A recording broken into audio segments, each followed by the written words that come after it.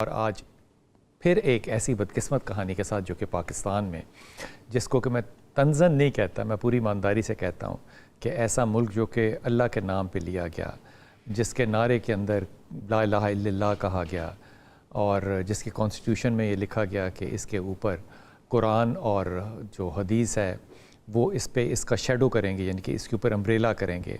اس ملک میں جب اس طرح کے جرائم ہو، جس طرح کے جرم کا آج ذکر کریں گے، تو پھر مجھے لگتا ہے کہ وہ جس بات پہ ہم تنقید کرتے رہے ہیں نا ڈاکٹر ذاکر نائک کے اوپر، بڑی تنقید کی کہ وہ یتیم بچیاں آئیں جناب وہاں پہ تو وہ اسٹیج سے اتر گئے، ہم نے کہا جی ہماری تو بیٹیوں کی طرح ہیں، آپ نے ایسا کیوں کیا؟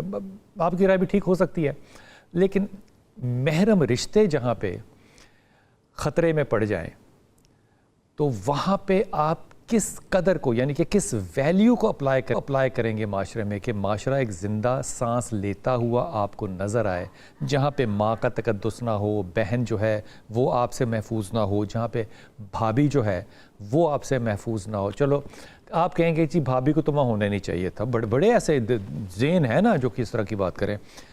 وہ بچی تھی وہاں پہ، بیٹی اس بھابھی جان کی، وہ آپ کی بیٹیوں کی طرح تھی، اگر وہ بھی آپ کی بیٹی نہیں تھی تو پھر محرم رشتے پتہ نہیں کس طرح ہمارے علماء کرام مل کے اس کو ری ڈیفائن کریں کہ جس معاشرے میں یہ رشتے محفوظ آپ سے نہیں ہیں اور آپ اس سے پہلے عمرہ کر کے آئے ہیں، ذرا غور فرمائیے، عمرہ کر کے تشریف لائیں اور اس کے بعد یہ عمل اختیار کریں، تو پھر یہ پہلے شارٹ دیکھ لیجئے گا والد صاحب کا جو قاتل ہے، اس کے والد کا یہ شارٹ دیکھیے گا، پھر بات کرتے ہیں۔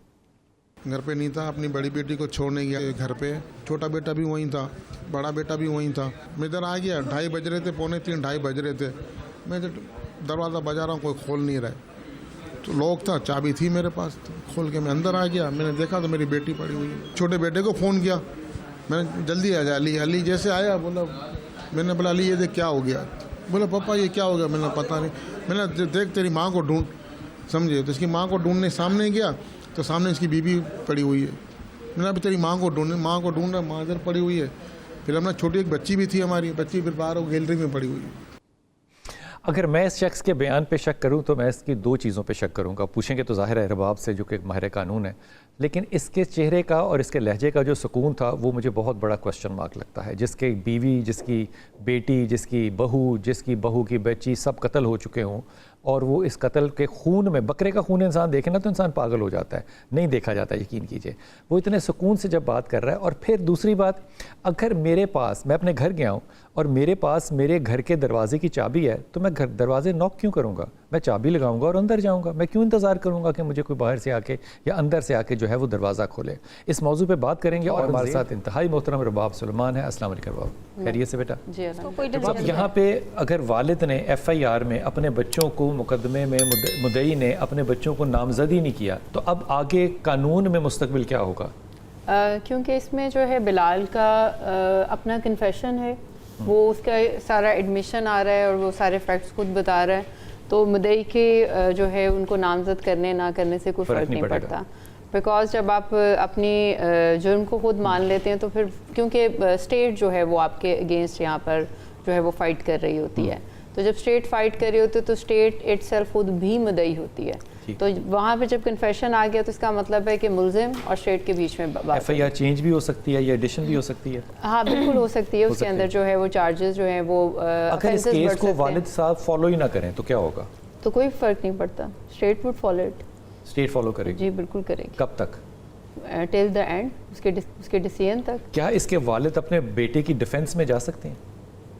اگر وہ چلے بھی جاتے ہیں، ایز اے وٹنس چلے بھی جاتے ہیں، ابھی فی الحال کیونکہ وہ کمپلیننٹ بن ہی چکے ہوئے ہیں، تو کمپلیننٹ جو ہے وہ وڈرا کر سکتے ہیں اپنی کمپلین وڈرا کر سکتے ہیں، لیکن جو ہے وہ اس کی وٹنس نہیں بن سکتے، کیونکہ وٹنس بننے کے لیے آپ کو یا تو you should be at either side, یا آپ کمپلیننٹ ہوں گے یا آپ اس کی وٹنس ہوں گے۔ جب اس طرح کا ایک مقدمہ ایک جج کے سامنے یا ایک وکیل کے سامنے آتا ہے تو اس کا رد عمل کیا ہوتا ہے؟ اس پہ وہ اس کو کیسے دیکھتا ہے؟ آپ کے پاس یہ مقدمہ آیا، اوبویسلی سب سے پہلے تو اگر تو یعنی کہ سب سے پہلے کہ آپ کس کے وکیل ہیں، جی اگر آپ اس کو صرف جج کے لحاظ سے کہیں تو میں آپ کو زیادہ بہتر ایکسپلین کر سکوں۔ تو سب سے پہلے مقدمے کی جو اصل بنیاد ہے اس تک پہنچنا ہوتا ہے کہ اس کی وجہ کیا ہے. جیسے کہ ابھی آپ دیکھیں نا, پولیس ڈفرینٹ ہے, کنفیشن میں وہ کچھ آدھی چیز مان رہا ہے, کچھ چیزیں وہ امبیگوس کر رہا ہے, اور آبویسلی اتنا بڑا اگر ایک کام ہوا ہے, ہو سکتا ہے آپ کہہ رہے ہیں کہ جیسے کہ باپ ہے, آپ کو بڑا کول ڈاؤن نظر آ رہا ہے, وہ کمپلس ہے, لیکن ہو سکتا ہے کہ وہ جائے وقوع پہ نہ گیا ہو اور صرف قتل کرنے کے لیے ایک ہی بندہ گیا ہو, لیکن انہوں نے ماحول جو پرووائڈ کیا ہے انہوں نے پراپر, وہ جیسے کہ وہ بیٹی کو ڈراپ کرنے چلا گیا, اب وہ ٹائمنگ, اس کو بیٹے کو سمیت کو, وہ سارا, اور یہ بتایا جا سکے کہ جی ہم اس وقت تو ان کاموں میں, اور رات کو 3:30 بجے باپ کی واپسی وہ بتائی جا رہی ہے. تو اس کمپلیس ہونے کے لیے صرف یہ نہیں کہ جائے وقوع پہ سارے گئے اور انہوں نے وہاں پر ان کے ساتھ قتل کیا, لیکن جو سپورٹ کر رہے ہیں وہ نظر آ رہا ہے کہ سب مل کے اس کو سپورٹ کر رہے ہیں. رباب, میں اس سوال کا جواب جو ہے نا وہ مجھے امید ہے کہ ہمارے پاس ہونا چاہیے, لیکن مجھے لگتا ہے کہ ہمارے پاس نہیں ہے, کیونکہ ہم ہر دفعہ یہ پوچھتے ہیں کہ ان سارے سینیریوز میں کیا اقدام ایسے کریں ہم کہ یہ واقعات یا کم ہو جائیں یا نہ ہوں. ڈیفینیٹلی ان کا کیونکہ ہمارے یہاں پر اب کوئی ایسی مثال نہیں ملتی جس میں آپ کو کوئی ڈیٹرنٹ جو ہے پنشمنٹ ملی ہو. آپ کو ایک یعنی کہ آنکھ کے بدلے آنکھ, خون کے بدلے خون, یہ ہونا پڑے گا کیونکہ اگر ہم کسی ڈیٹرنٹ پنشمنٹ کی طرف نہیں جاتے تو بگاڑ پیدا ہوتا جائے. بہت اچھی بات کر دی. لیکن ابھی پچھلے دنوں ہم دبئی تھے تو مجھے 2 واقعات جو ہے وہ یاد آ گئے. ایک بات تو یہ کہ ہمارا ایک دوست جو ہیں ان کا ایک فون جو تھا وہ کیب میں رہ گیا, ٹیکسی میں رہ گیا, اور وہ نہیں جانتے تھے ٹیکسی والا کون ہے. انہوں نے رپورٹ کرائی, یقین کیجئے وہ ٹیکسی والا دوسرے دن جو ہے وہ واپس فون کر کے آ کے فون خود آ کے دے گیا. اب اس کا مسلمان ہونا غیر مسلمان ہونا دبئی میں یہ ضروری نہیں لکھا ہوا تھا وہاں پہ. ایک میری بڑی اچھی بچی ہے, وہ اپنے شوہر کے ساتھ تھی, اس نے کہا کہ بیچ پہ جانا ہے. میں نے کہا اخلاقاً میں نے کہہ دیا کہ میرے پاس لباس نہیں ہے کہ میں بیچ پہ جاؤں. اس نے لباس خرید کے تو ریسیپشن پہ رکھا دیا اور غلطی سے کمرے کا نمبر میرا غلط لکھا دیا. وہ مجھے نہیں مل سکا لباس.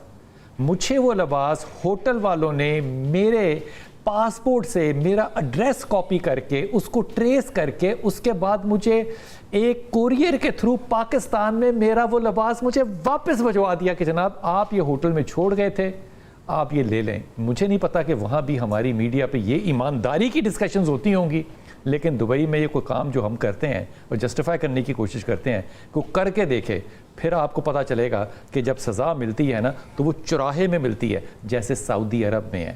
اپنی دعا میں یاد رکھیے گا, اللہ آپ کو ثانیہ دے اور ثانیہ بانٹنے والوں میں سے رکھے.